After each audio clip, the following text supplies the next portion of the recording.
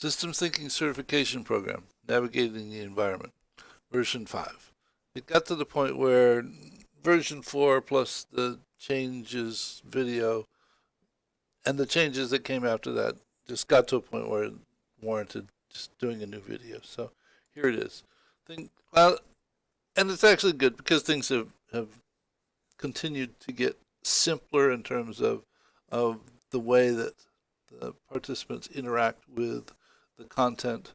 So when you first go into this environment, this is the map. This is where all of the program content is, and for each element of the map, there is a profile which is on the left-hand side.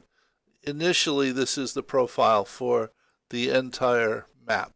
If you select any element on the map, you end up getting the profile for that element, and if you click anywhere in the background, it'll take you back to the profile for the whole map. The way that it's intended for you to interact is that the segment of the program that you're working on, you come over here and you click on it. It will bring that segment of the program into focus. You begin at the beginning, which is, people tell me that red and green isn't going to be very helpful for those people who are colorblind, so we put arrows on it, so it's explaining how you can traverse the map. But you can click in the background and you can move this around. You can also use the mouse wheel to make it larger and smaller.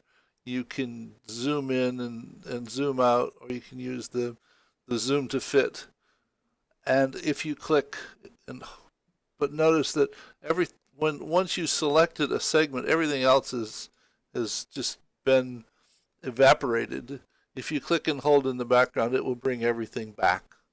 So, but once you get to a particular segment, you start at the beginning, you read the introduction to that particular segment. There are usually 1 or 2 videos for you to watch about some systems thinking example that we felt was meaningful for this particular segment.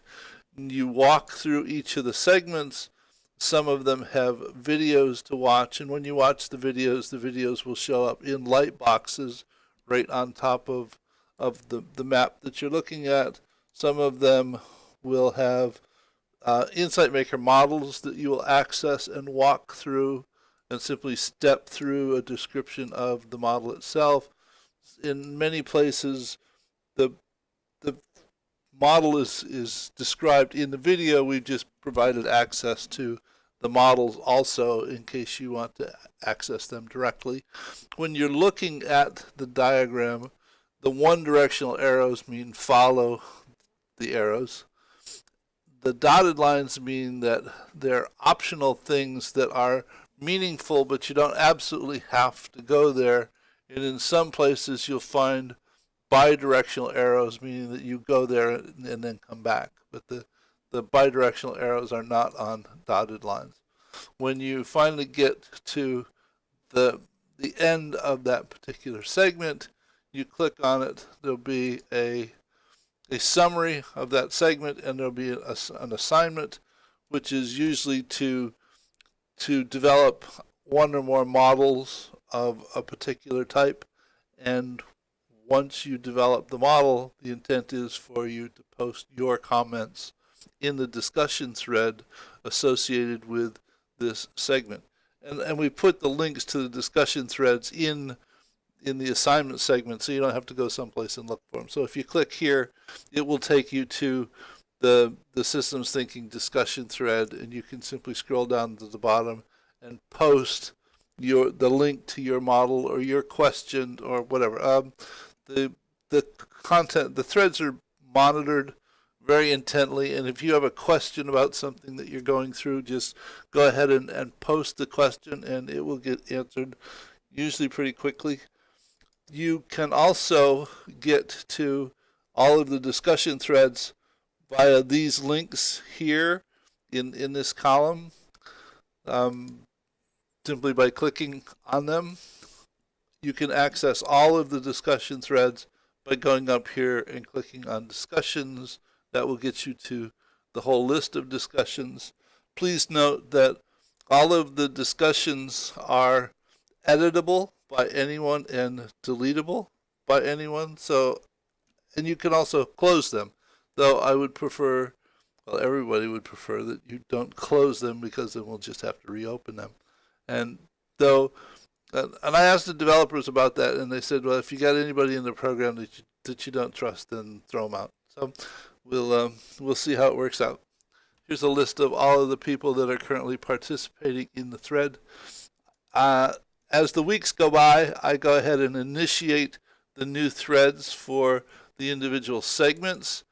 And when the thread is initiated, everybody that has access to the map will get a notification that that thread has been initiated, though they're not actually following that thread until such time as they make a post to the thread or they come to the thread itself and click here and it says follow this thread or follow this discussion. If you've progressed through the program to a point where you don't want to get messages about segments that you've already gone through, you can go to that segment and simply say mute this discussion, and it won't send you posts for that discussion any longer. Let's see. Twice a week on Tuesday and Thursday, there are web sessions so that you can attend and listen to me review a segment and do a Q&A session on that particular segment and anything that came before it. And the sessions are recorded, and they are once they're recorded, they're uploaded and linked into the content. So for the Thinking Systemically segment, there was a session on Tuesday at 3 p.m. and Tuesday at 10 a.m. I probably ought to put the dates on there because who would know when they actually were? The people that attended, I guess, but nobody else.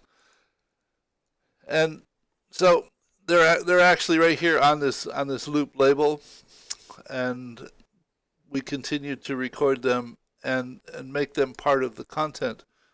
Participants have access to the content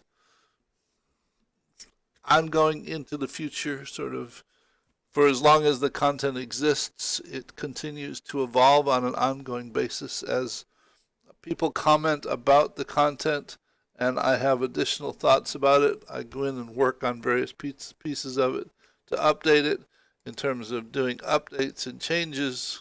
I don't know what there's an updates file, right, or link right here that goes to a list of updates or changes that have been made in the environment. And as soon as I get finished with this video and post it, there'll be a note here that said that this is a new update that was done. The date on here is the date of the last update or the last change that was made. So if you come into this environment and the date here is later than the last time you were here, you'll know that another change has been made, so you might want to go and take a look at it. Here are the dates for the future sessions. When this sequence is done, we'll figure out another sequence of dates to do, because it's a recurring program and there are people joining it. And on any given day, somebody may join. So those are the dates. You can also look at it in a calendar form by this click. And there's also a Lynx Library that's here. I think I'm going to take this and put it on a new tab because the lightbox isn't quite large enough to see all of it. But as different references and things come up in the midst of the program and on the Systems Thinking World discussion group, the links references are posted here for reference so that people can come here and search for new things that have been posted relevant to the content. What else? I think that's about it in terms of the environment itself is the Kumu environment is pretty robust, and down here in week 11, you'll actually learn about developing maps in Kumu. It's a relatively new product that was just released on Valentine's Day of this year. Without it, this program never would have been possible.